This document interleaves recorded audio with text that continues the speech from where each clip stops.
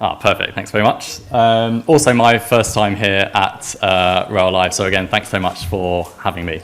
So my name's Mike. I'm a director at Hopscotch Consulting, which is a social impact agency, and we essentially specialise in creating behaviour change educational content, and it's around a variety of things. It might be around sustainability, it might be around mental health and well-being. That's not part of the speech. And of course, sort of rail safety fits into that as well. So I wanted to talk to you today about the program that we've created called Switched On, which we launched a few years ago. But before I get into that, just a little bit of sort of context, which I think some of us will hopefully know about already. But we know that schools have kind of recognised the importance of teaching about a range of safety behaviours. It's typically delivered through PSHE and through citizenship. The problem that we have, of course, is that rail safety, a bit like road safety, is actually not part of the national curriculum in schools. And so therefore it doesn't actually get enough attention that we need it to. We're always fighting for the attention with other health and well-being issues such as knife crime as well. So there's a really limited amount of time within teacher planning to be able to try and sort of deliver this type of content. And that's despite there being over 19,000 public safety incidents on the railway, as we know, each year. And again, each year, a couple of sort of headline stats, there's 4,000 trespass incidents that involve children and young people, so that's 77 per week, putting themselves in serious danger. And even in sort of between 2023 and 24, two young lives were lost as a result of trespass.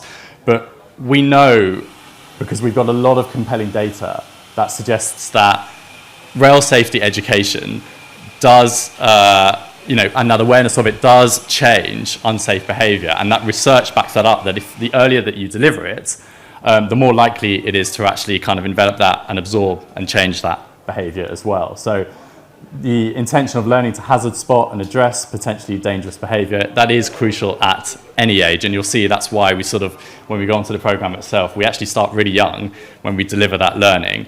And so what we have done is we've created this program in collaboration with Network Rail and also the wider rail industry, which I think I should go on to now, but a little bit about sort of just telling you about how we actually developed this behaviour change program.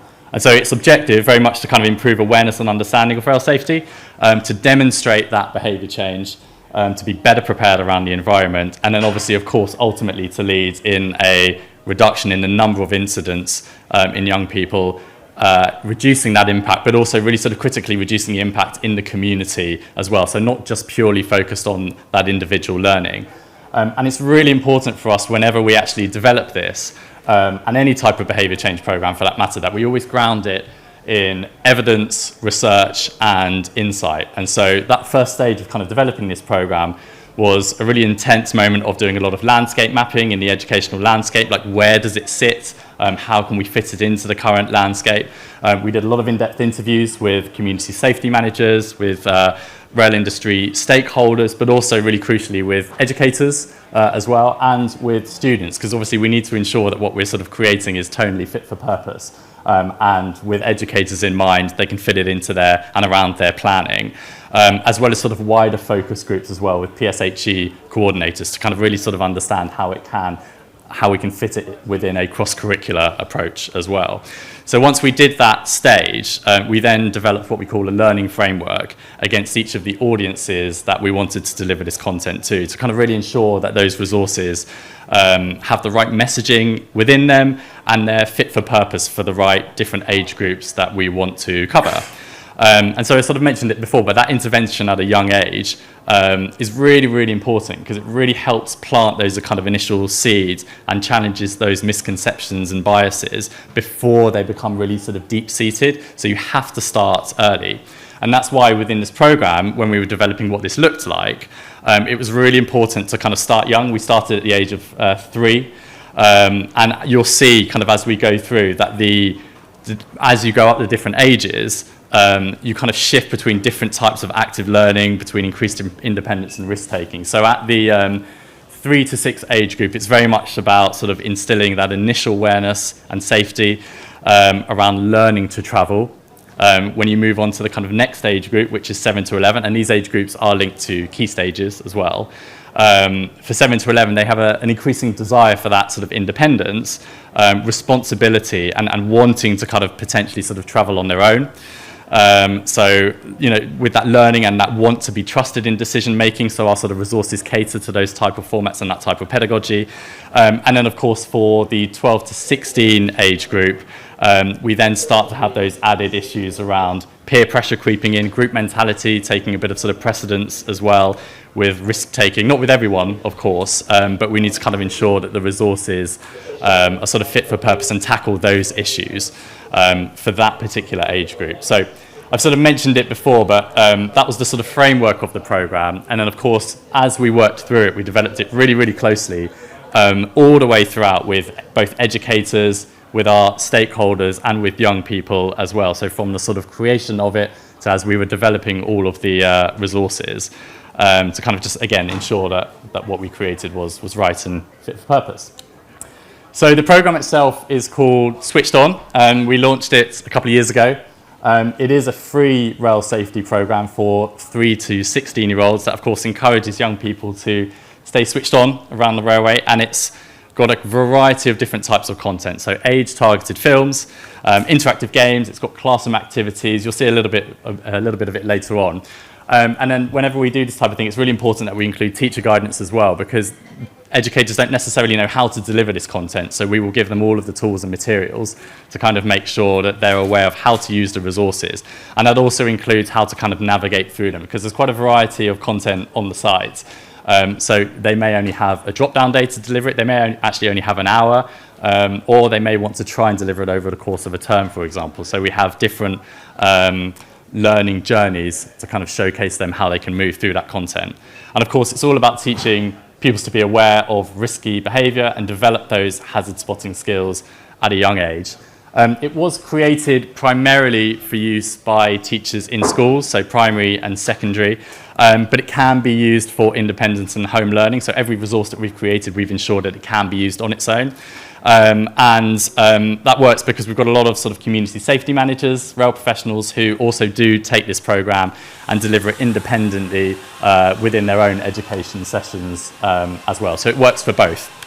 And then the other part that we do is that we promote this programme to schools nationwide regularly as well through all of our communications. And while it is nationwide and we promote to as many schools as we can, we have a particular focus on hotspot locations, so areas of high trespass in this instance. So we have tailored communications to those schools in those particular regions, typically between 1 to 5 miles of areas of high trespass, to really sort of try and bring them onto using the resources in particular. And then finally, as mentioned, this was developed in partnership with the National Trespass Prevention Team at Network Rail, and also with the rider rail industry as well.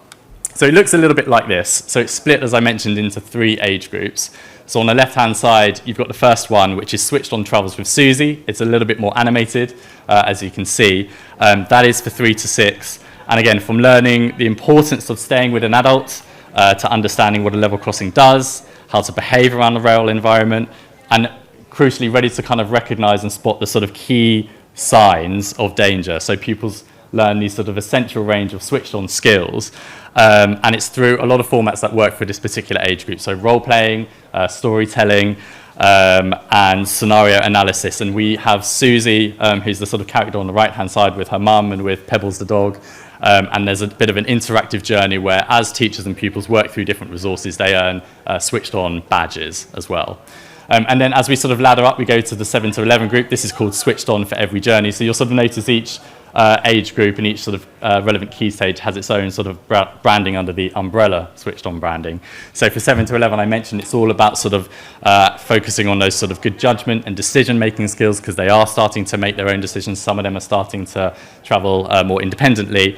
And we have an interactive map for this one as well. It's a little bit less animated, there's some live action films as well, focused around a group of young people making switched on and switched off decisions, and a range of other sort of flexible activities and interactive worksheets as well.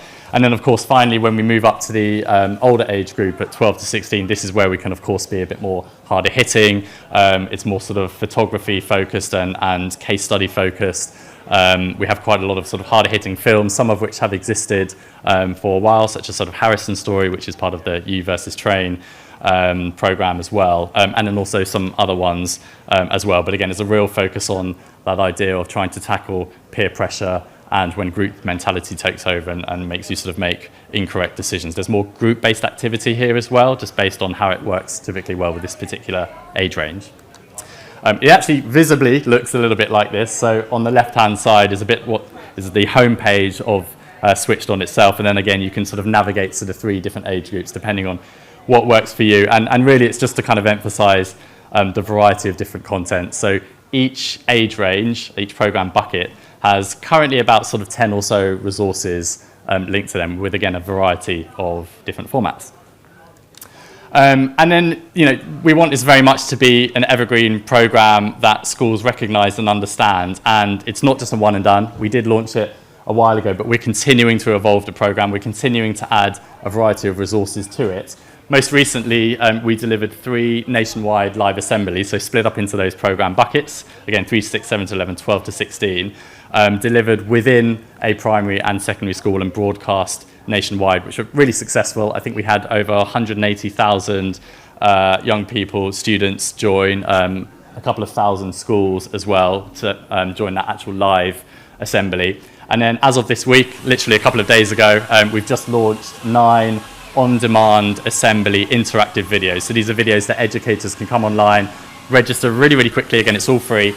And they can download several videos per age group with interactive worksheets. So a little bit like our live assembly, but a bit more focused around classroom learning in their own time, which we hope will be really successful. And then I won't necessarily go through all of this other stuff on the page, but it's just an emphasis to kind of say that we're working on lots of new content. And I think for us, really the main thing is that we're really aware that we want to try and cater to all the different regions, all the different networks, who of course have a number of different learning outcomes as well. So there might be a greater focus on the third rail or overhead lines. Obviously, sort of when we're looking at Scotland in particular, they have different learning outcomes, and our resources tend to sort of cater for sort of all regions, as it were. So we are developing some for sort of specific regions as well. So lots more to come.